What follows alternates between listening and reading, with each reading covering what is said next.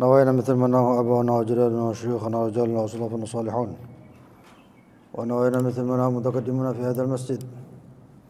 الله يتقبل هدانا في نياتهم وأعمالنا في أعمالهم وقاصدنا في مقاصدهم.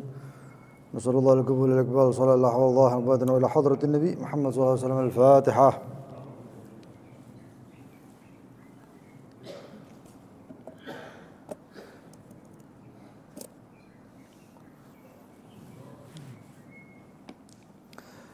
بسم الله الرحمن الرحيم. الحمد لله رب العالمين. اللهم صل وسلم على سيدنا محمد وعلى آله وصحبه أجمعين. نوينا تعلم وتعليم النفع والانتفاع وتذكر وتذكير الإفادة والاستفادة، وحث على تمسك بكتاب الله بسنة رسوله صلى الله عليه وصحبه وسلم، دلالة على الهدى والخير، ابتغاء وجه الله ومرضاته وقرب وثوابه سبحانه وتعالى. اللهم يا من مقاليد الأمور كلها بيده وإليه يرجع الأمر كله، يا فتاح يا عليم، افتح علينا وعلى آلنا فتحا قريبا، يا فتاح يا عليم. اللهم ارزقنا علم لدنيا مشربا صافي الهني، يا وهاب يا غني، يا وهاب يا غني، يا وهاب يا غني. أما بعد، إلى قوله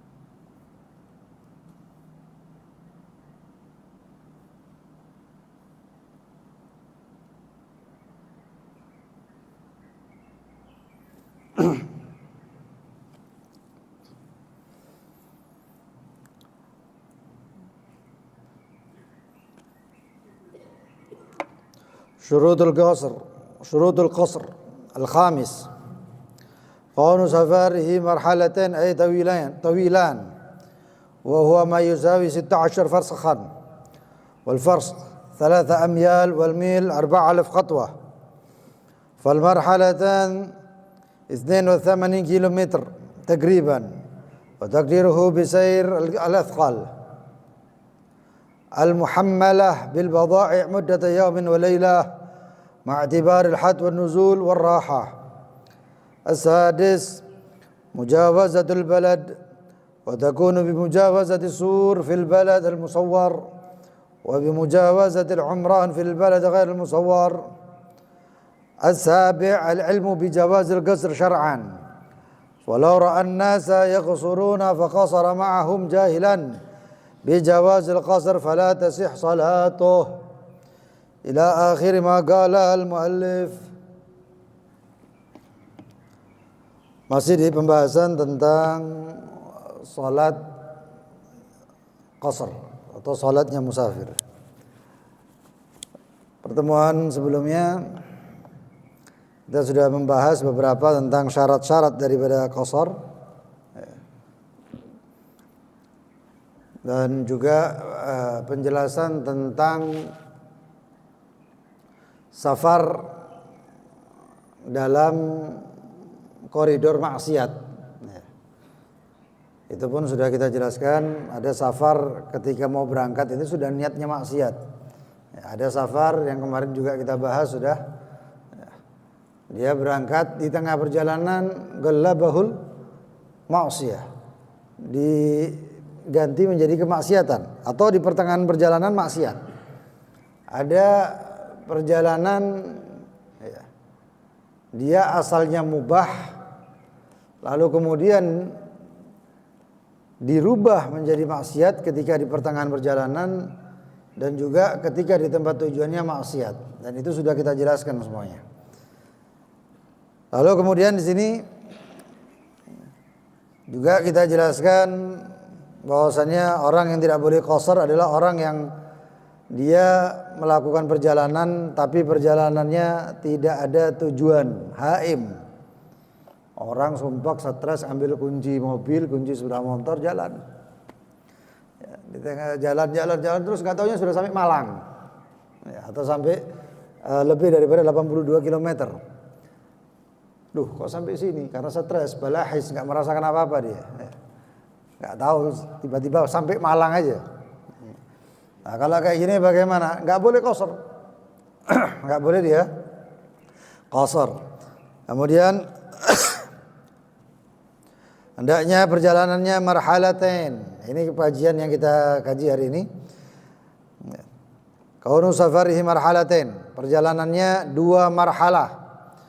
Kemarin kita jelaskan qasar mana yang lebih afdal antara orang mengqasar salat atau mengitmam salatnya, menyempurnakan 4 rakaat atau mengqasar 2 rakaat.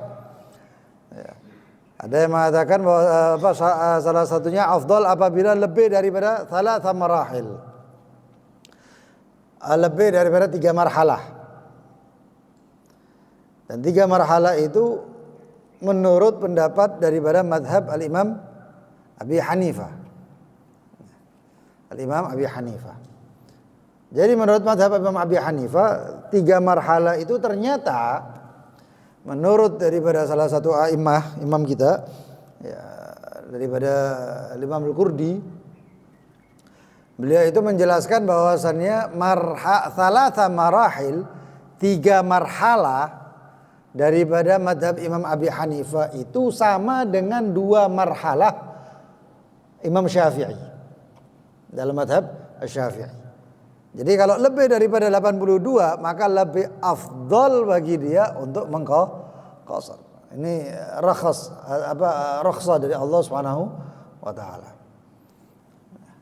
Dan ini pendapat-pendapat ulama tentang sholat musafir ini luar biasa banyak.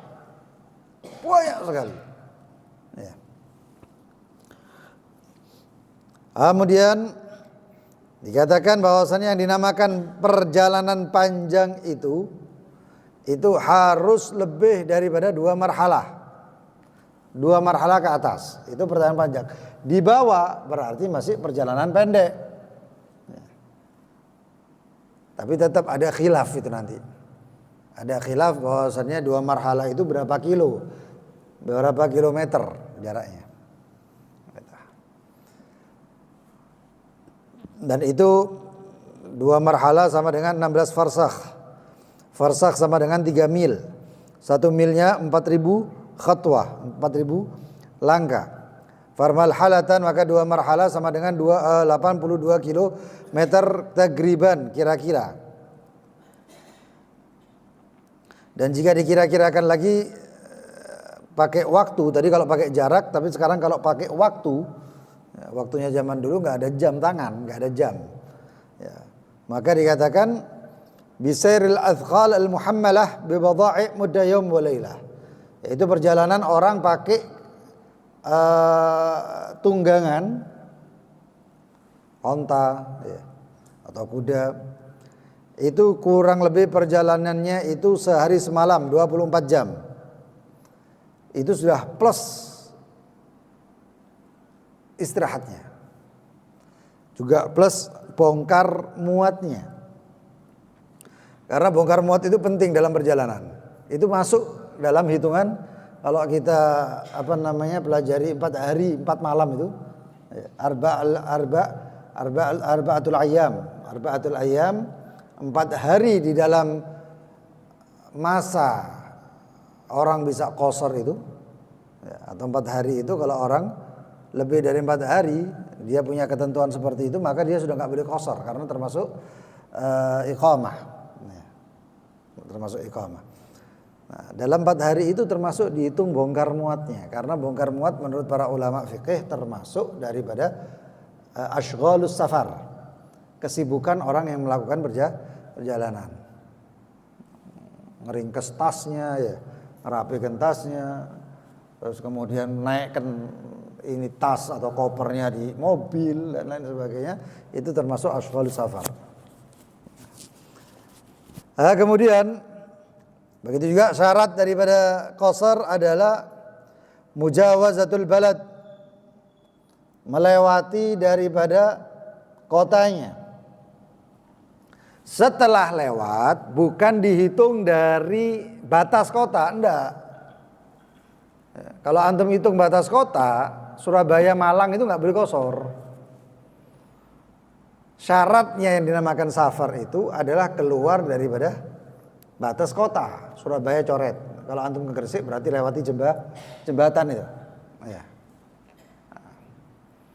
Kalau sudah lewat situ maka dihitungnya nanti dari rumah antum berapa itu sampai Malang. Paham ya? Jadi ada orang salah ngitungnya dari perbatasan. Kalau ngitung dari perbatasan, wah, ya gak dapat qashar itu di Malang. Sedangkan kita ini rata-rata kalau sudah sampai Malang, qashar. Karena lebih daripada 82 km. Itu. Kemudian wa takunu bi mujawazati sur fil baladil musawwar. Maka dinamakan perjalanan itu kalau ada kotanya masih pakai benteng ya, atau bangunan yang ada gerbangnya. Tak tahu di Indonesia ada apa enggak ya. Ya Hadramut ya berarti seperti di Shibam, ada satu kota namanya Shibam. Itu termasuk kota pertama yang memiliki di dunia yang memiliki bangunan pencakar langit. Kota Shibam, Hadramut. Itu kotanya ada gerbangnya. Nah, kalau sudah keluar gerbang tersebut, maka dia sudah boleh itu qashar. Nah, itu. Wa bi mujawazatil umran fil balad ghairil musawwar. Dan juga dengan melewati kumpulan bangunan apabila bangunan tersebut tidak ada gerbangnya. Enggak ada gerbangnya. Ya Surabaya enggak ada gerbangnya. Kalau misalnya keluar daripada kumpulan bangunan itu yang sudah masuk wilayah Surabaya keluar ya berarti sudah keluar Surabaya, sudah keluar kota namanya. Begitu juga orang kalau zaman dulu itu adalah suku.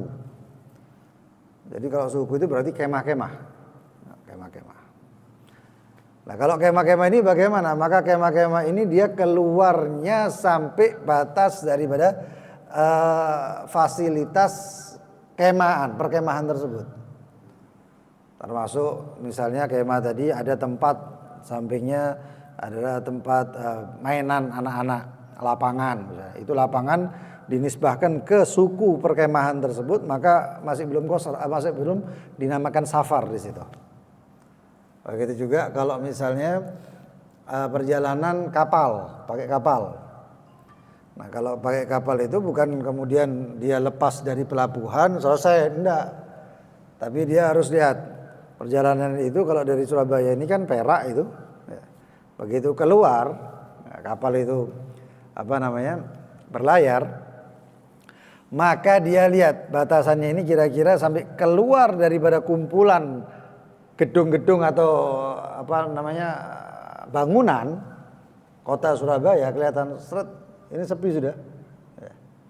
Ya, tambak-tambak itu ya berarti sudah lewat Surabaya itu Sidoarjo kalau hitungannya itu. Begitu lewat serat sudah boleh. Kalau tujuannya misalnya Kalimantan, Sulawesi ya sudah boleh qashar karena sudah keluar dari Surabaya atau kota. Hakada. Kemudian yang ketujuh syaratnya al-ilm.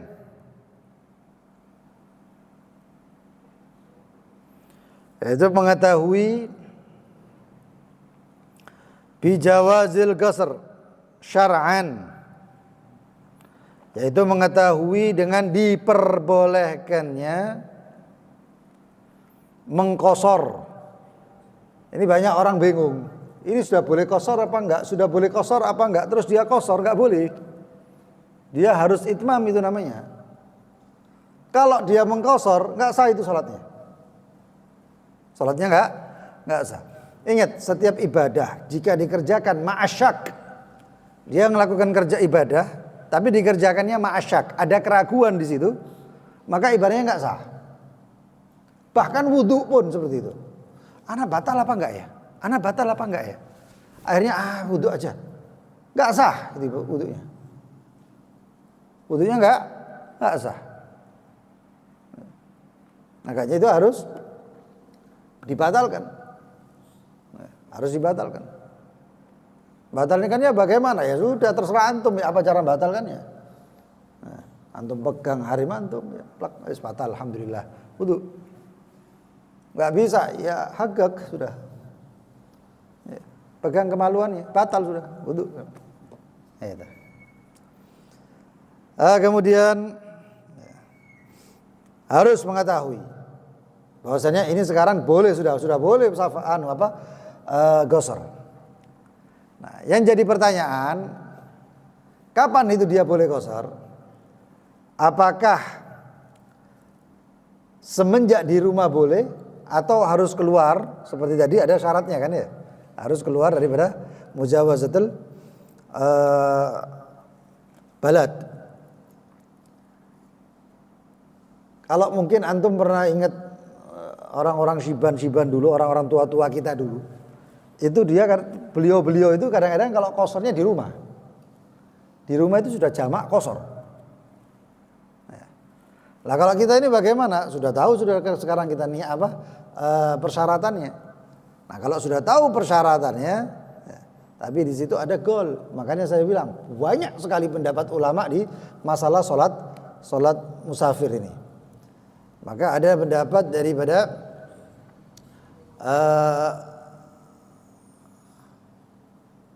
Ibn Abi Rabi'ah. Beliau mengatakan bahwasannya boleh seseorang melakukan, pendapat ini lemah.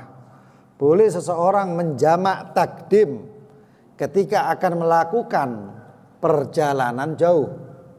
Takdim qashar dikerjakan di rumah. Dan ulama yang lain juga ada yang mensyaratkan bahwasanya boleh walakin la yu'akhidhul 'adah. Akan tetapi tidak bisa diambil sebagai kebiasaan.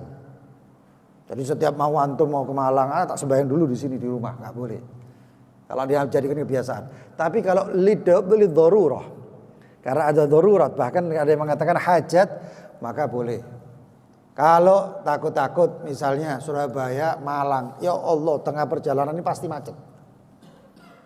macet. Apalagi sekarang zamannya orang-orang naik misalnya. Kalau yang di Jakarta biasanya di puncak misalnya. Ya apa kalau kayak gini nih? Boleh ngambil pendapat daripada Ibn Abi Rabi'ah tersebut. Ya, Ibn Abi Rabi'ah. Kemudian harus mengetahui gosarnya. Surabaya Pasuruan gosar enggak boleh. Kalau ada yang gosar enggak sah. Fala ra'anna sayaqsurun. Apabila melihat orang-orang sedang qasar. Ini orang-orang bingung ini kadang-kadang. Ya, kadang-kadang pas haul. Ya. Lihat pas haul rame orang-orang salatnya di jamak. Enggak taunya imamnya qasar, dia ikut-ikutan qasar. Faqasara ma'ahum jahilan bijawazil qasar fala tasih salatuh.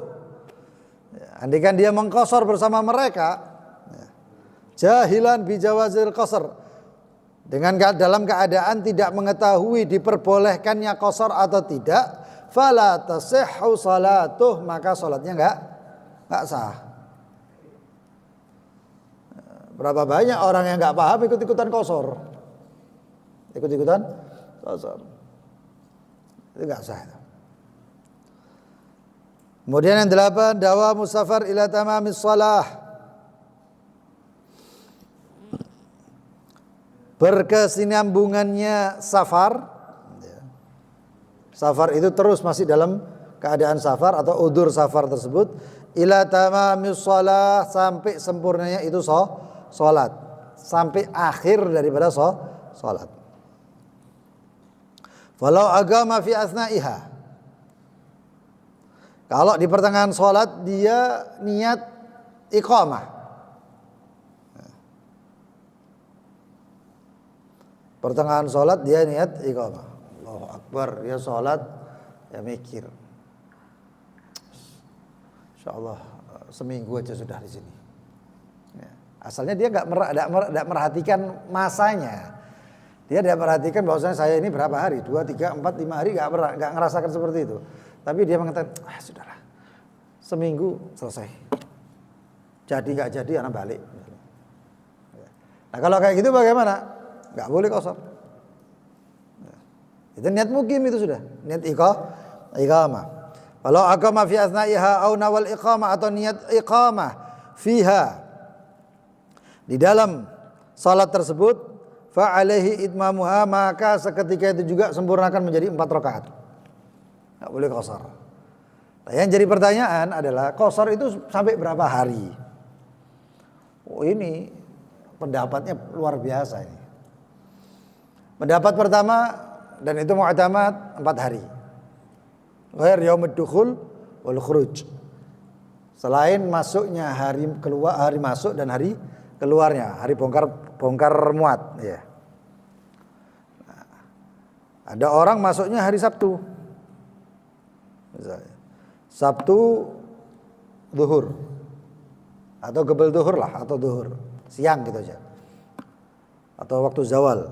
Nah, begitu dia masuk hari Sabtu, nah, dihitung mulai sekarang. Karena waktunya masuknya siang. Sabtu, Minggu, Senin, Selasa. Rebu dia keluar. Nah, kalau subuh keluar masih boleh qasar. Tapi kalau Rebunya dia keluar, kalau sebelum Rebu keluar dia besok qasar. Tapi kalau Rebunya keluar maka tidak boleh qasar. Nah, menurut Al-Imam Subuki, Al-Imam Subuki mengatakan enggak urusan hari katanya. Ini pendapat Imam Subki, enggak urusan hari, tapi dihitung sholatnya. Kalau dia 21 kali sholat, berarti setelahnya enggak boleh qasar. 21 sholat, itu tambahannya 1 itu. Sehari kan 5 kali. 5 sholat. Dikalikan 4, 20. Tambah 1. Itu dianggap had wa nuzul. Itu dianggap bongkar muat 1 sholatnya. Maka ketika itu juga selesai daripada 21 kali sholat yang ke-22 nggak boleh qasar, harus itmam. Itu pendapat pertama. Pendapat kedua, ada yang mengatakan sampai 18 hari. Ini pendapat yang populer ya. Yang nggak populer banyak loh. 18 hari. Selama 18 hari dengan syarat hajatnya nggak tahu kapan bisa selesai. Saya nggak tahu sampai kapan hajatnya nggak tahu saya. Nah, kalau sampai seperti itu, tapi nggak dibuat-buat ya. Anak ada hajat, tapi hajatnya kapan nggak tahu, padahal sudah janjian. Ya nggak bisa seperti itu. Lam yatawagga qada'uha. Yang tidak tahu kapan ini hajat ini terjadi. Maka seperti itu boleh sampai 18 hari diqasar. Ada pendapat yang lebih lagi. Yang lebih, ini kalau orangnya kena pendapat ini, waduh, ini sholat 5 waktu kayak sholat subuh terus ini. Yang 4 rakaat itu, jadi kayak sholat subuh rakaatin terus. Sampai kapan? Ilal abad katanya, selamanya. Sampai hajatnya, sampai misalnya hajatnya setahun lagi baru selesai, ya setahun itu qasar. Ada sampai seperti itu. Mereka beranggapan bahwasanya iya dalilnya yang sampai 18 hari karena Rasulullah SAW ketika melakukan perjalanan hajatnya tercapainya baginda Nabi Muhammad, selesainya urusannya Rasulullah SAW itu 18 hari, dan andekan baginda Nabi Muhammad sampai terus hajatnya belum urusan beliau belum sampai selesai, mungkin seterusnya juga diqasar oleh Rasulullah SAW. Jadi ulama ngambil pendapat ke situ, dimasukkan situ. Nah kalau kita bagaimana? Sudah kakek, jangan banyak-banyak. 4 itu cukup sudah. 4 hari selesai. Mentok 18 selesai. Itu pendapat yang ya masih pendapat kuat masih kuat. Tapi kalau selesainya setelahnya itu pendapatnya banyak macam-macam. Kemudian niatul qasar indal ihram. Niat qasar indal ihram. Harus niat qasar ketika ihram. Sholli fardha adh-dhuhr 4 rakaat, jadi rakaatain qasran. Pakai niat jamak terserah, kalau antum pas mau jamak jamak enggak apa-apa. Tapi kalau antum enggak mau jamak, saya sudah misalnya salat duhur, saya sudah salat duhur, sekarang mau salat asar, asarnya bagaimana? Apakah 4 rakaat?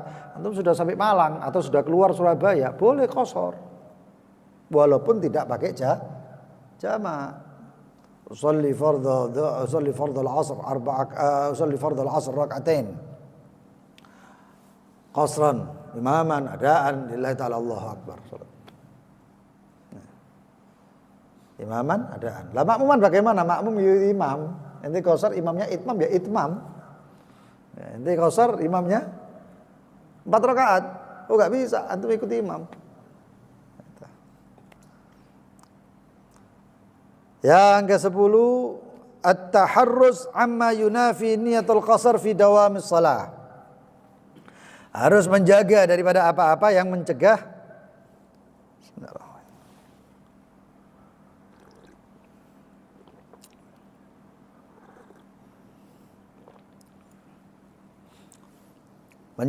daripada apa-apa yang mencegah niatnya qasar di dalam kesinambungannya sholat. Di dalam sholat ini, ya. Antum harus jaga, jangan sampai nanti antum niat itmam. Tadi ada pendapat ulama tentang qasar di niat ihram. Ya. Ketika Allah Akbar itu rakatan qasran ya. Itu ada pendapat lagi, tapi ya ini muktamad ini aja sudah dipakai ya. Kemudian kaniyatul itmam. Dia sudah niat qasar pertengahan sholat, niatnya 4 rakaat malam. Atau dia lupa. Tadi ana sudah niat qasar apa enggak? Tadi ada ana sudah niat qasar apa enggak? Nah, ini namanya syak. Maka bagaimana? Au syak fi niyatul qasar. Ya, niat itmam atau syak. Au nawal iqamah asna'i salah. Atau niat iqamah di pertengahan salat. Maka di dalam keadaan seperti ini wajib bagi dia itmam, menyempurnakan 4 rakaat. Anda tadi sudah niat qasar apa belum? 4 rakaat. Nah, itu syak, ragu. Atau Allahu Akbar 4 rakaat, Allahu Akbar balahis. Dia niatnya 4 padahal dia maksudnya tujuannya awal-awal kepingin qasar tapi niatnya itmam 4 rakaat. Ya. Atau kemudian dia tengah-tengah sholat tadi itu ya. Tengah-tengah sholat ana mau lama aja di sini sudah. Lebih dari 4-5 hari lah. Harus sempurnakan seketika itu juga. Menyempurnakan sholatnya 4. Walaupun pertengahan sholat. Ini pertengahan sholat tuh. Kalau apalagi kalau keluar, apalagi di luar sholat. Nah, kemudian yang ke-11 alla yaqtadiya bimutim fi juz'in min salatih. Hendaknya dia tidak mengikuti imam yang 4 rakaat yang sempurna salatnya 4 rakaat di dalam bagian daripada salatnya si imam.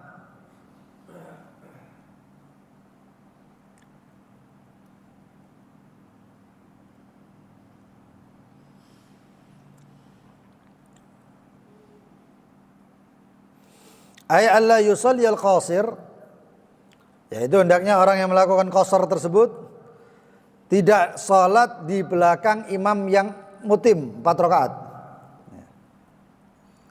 Bahkan walaupun di sebagian daripada salatnya. Walau hatta fi tasyahud, walaupun di tasyahud. Au fi salam, walaupun di salam dia tahu imamnya ini mutim. Imamnya 4 rakaat, antum ikuti, antum qasir. Antum orang yang melakukan qasar. Enggak boleh itu. Enggak boleh. Maka bagaimana? Ya salat 4 rakaat antum ikuti imam itu, walaupun sebagian daripada salatnya imam. Ada kapan hari pertanyaan. Satu orang jamak takdim qasar. Jamak takdim qasar. Orang ini termasuk orang yang jarang atau hampir tidak pernah meninggalkan salat jamaah. Suatu ketika dia sendirian, dia sholat sama sahibnya, temannya. Ketika sholat dia jamak takdim, dia jadi imam 2 rakaat qasar. Allahu Akbar, selesai sholat, Assalamualaikum warahmatullahi wabarakatuh, Assalamualaikum warahmatullahi. Dilihat kan temannya masih berdiri, Allahu Akbar, nyempurnakan 2 rakaat. Dia mundur, muter, dia kemudian ngeples. Ngasih tanda sahibnya, kemudian dia sholat di belakangnya. Nah kalau dia sholat di belakangnya ini bagaimana nasibnya? Sempurnakan 4 rakaat. Enggak bisa kok. Wa alla yaqtadi, ini syarat ya, ini syarat ini. Hendaknya dia tidak mengikuti daripada orang atau imam yang sempurna 4 rakaat di dalam juzuk bagian daripada sholatnya. Wah gitu. Kemudian ini ada beberapa permasalahan di dalam sholat qasar. Masalah yang pertama, idza syakkal ma'mum fi niyatil imam. Apabila si makmum ragu, ini imamnya ini sholatnya qasar atau 4. Ini banyak ini kalau ya pas hall ini ya, subhanallah. Antum bisa pelajari di setiap momen ini. Pas hall itu kadang-kadang ada orang jadi iya apa imamnya apa ini? Imamnya apa qasar apa enggak? Qasar apa enggak? Akhirnya nekat. Bismillah, bismillah, Allahu akbar. Tak bisa ini nekat-nekat. Agama ini bukan di permainan nekat. Ini pikir lomba lah. Adu tantangan, adu nyali. Gak bisa kayak gini. Itu urusannya itu akhirat. Ente sholat gak sah gara-gara ente adu nyali. Gara-gara ente nekat. Tidak bisa itu syariat itu bikin kayak gini. Idza syakkal ma'mum, apabila si makmum ragu fi niyatil imam, niatnya imam ini apa? Hal nawal qasar amla? Apakah si imam ini niat qasar atau tidak? Fa hal yajuzul qasar lil ma'mum? Apakah saya sebagai makmum boleh qasar apa enggak? Ya. Maka apa solusinya? Yajuz lil ma'mum, diperbolehkan untuk makmum tersebut ta'liqun niyatul qasr, menta'liq, mengkaitkan niatnya qasar idza alima, jika mengetahui annal imam musafir, imamnya musafir ya, dia jamak tapi dari kota mana enggak tahu ya, ini kan musafir, ya sudah dia niatnya bagaimana? Saya ikutkan ya. Dia mengatakan nawaitul qasr in qasar al imam awil itmam in atam. Saya niat qasar kalau imamnya qasar, saya niat qasar kalau dia siapa? Kalau imamnya, kalau saya niat menyempurnakan kalau imamnya menyempurnakan. Allahu akbar.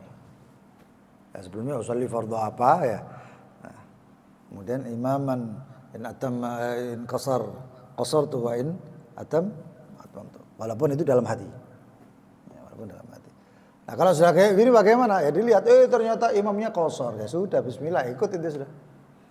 Pas sudah. Kebetulan ini ya. Ternyata imamnya itmam. Ya antum ikut itmam. Harus 4 rakaat.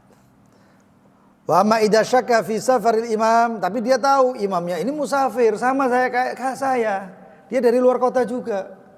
Tapi enggak tahu. Ya, kan banyak kalau hall-hall kan gitu seringnya. Atau acara-acara kan gitu. Ini imamnya dari luar kota, tapi tidak tahu luar kotanya mana, Pasuruan apa Malang ini? Pasuruan apa Malang ini? Kalau dari Pasuruan nggak boleh qasar, tapi kalau dari Malang boleh qasar. Oh nekat, bismillah, tapi ditalik. Oh berarti pintar ini orangnya. Ya, ditalik. Kalau imamnya qasar, saya qasar. Kalau tak itmam, saya itmam. Allahu akbar, ingat. Benar ternyata imamnya qasar, salam. Ya. Itu kalau si makmum tadi ya sudah melakukan perjalanan masafahnya atau jaraknya jarak qasar. Tapi kalau makmumnya 4 rakaat ya sudah, tidak usah pakai taklik gitu. Ya tidak usah pakai diikat-ikatkan atau dikait-kaitkan imamnya.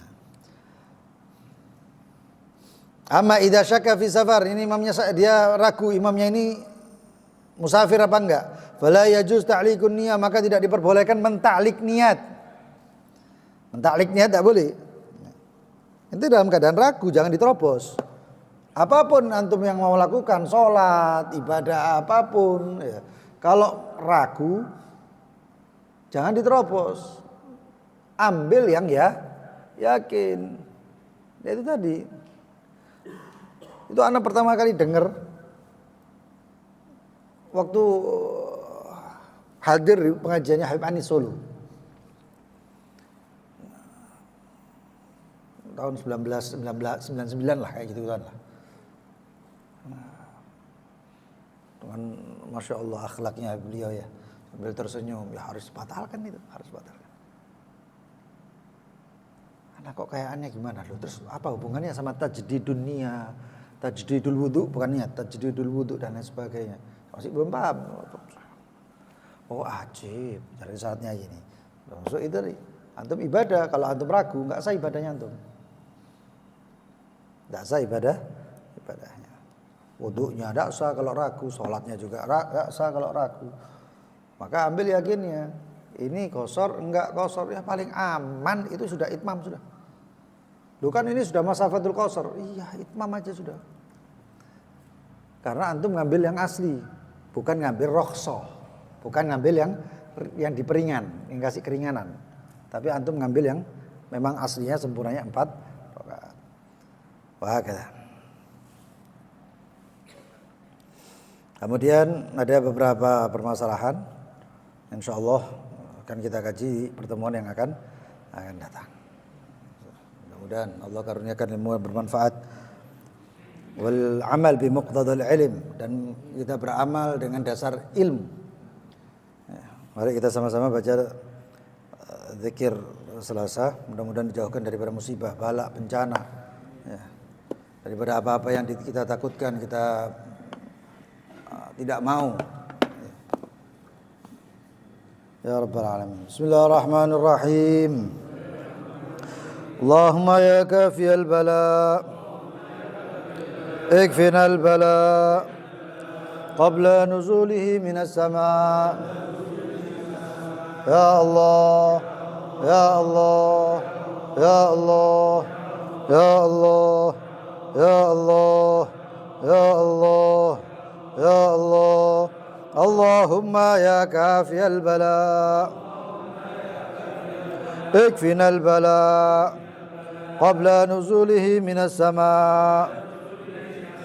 Ya Allah, ya Allah, ya Allah, ya Allah, ya Allah, ya Allah, ya Allah.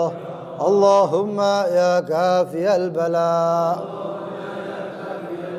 اكفنا البلاء قبل نزوله من السماء. يا الله، يا الله، يا الله، يا الله، يا الله، يا الله، يا الله. ربنا انفعنا بما علمتنا. رب علمنا الذي، رب فقهنا وفقه.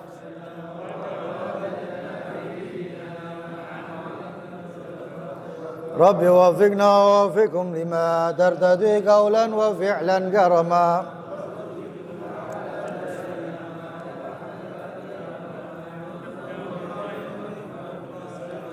ربنا اصلح لنا كل شؤون واقر برضا منك العيون كل الديون قبل أن تأتينا رسل المنون. واغفر واستر أنت أكرم من ستر.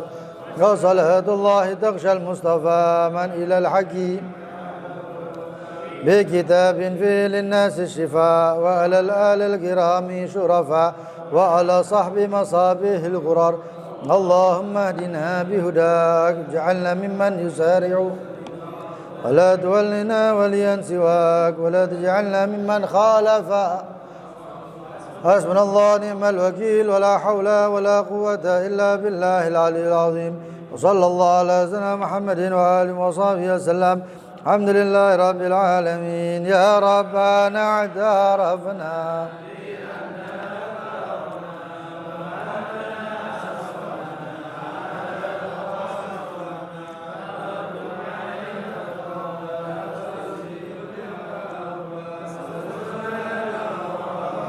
وآمن الروعات واغفر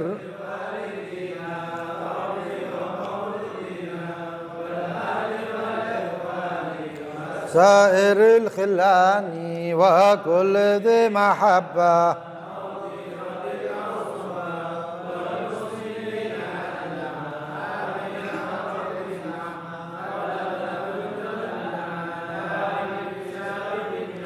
بالمصطفى رسولي نحظى بكل سولي